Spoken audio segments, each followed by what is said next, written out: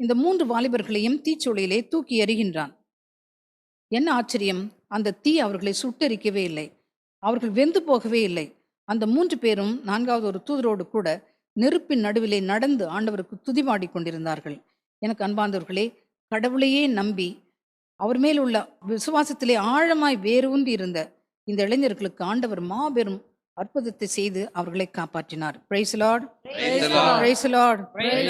பிரியமானவர்களே, நாம் வாழ்கின்ற இந்த காலம் நமக்கு ஒரு பாதுகாப்பான காலம் போல் தெரிகிறது. ஆனால் வெகு சீக்கிரத்திலே நமக்கும் இப்படிப்பட்ட ஒரு சூழ்நிலை வந்தே தீரும். நம் கடவுளை ஆராதிக்காதபடி, ஆராதித்தால் நமக்கு என்னென்ன தண்டனை கொடுக்க முடியுமோ அதையெல்லாம் சொல்லுவார்கள். நம்மை கொல்லுவார்கள், நம்மை சிறைச்சாலையிலே அடைப்பார்கள், சித்திரவதைப்படுத்துவார்கள். இதெல்லாம் ஒரு சில பகுதிகளிலே உலகில் நடந்து கொண்டிருக்கிறது, இந்தியாவில் நடந்து கொண்டிருக்கிறது. நமக்கு நடக்கிறதுக்கு ஒரு சிறு நொடி பொழுதுதான் தேவையாக இருக்கின்றது. உங்களுடைய விசுவாசம் எப்படி இருக்க போகிறது பிரியமானவர்களே?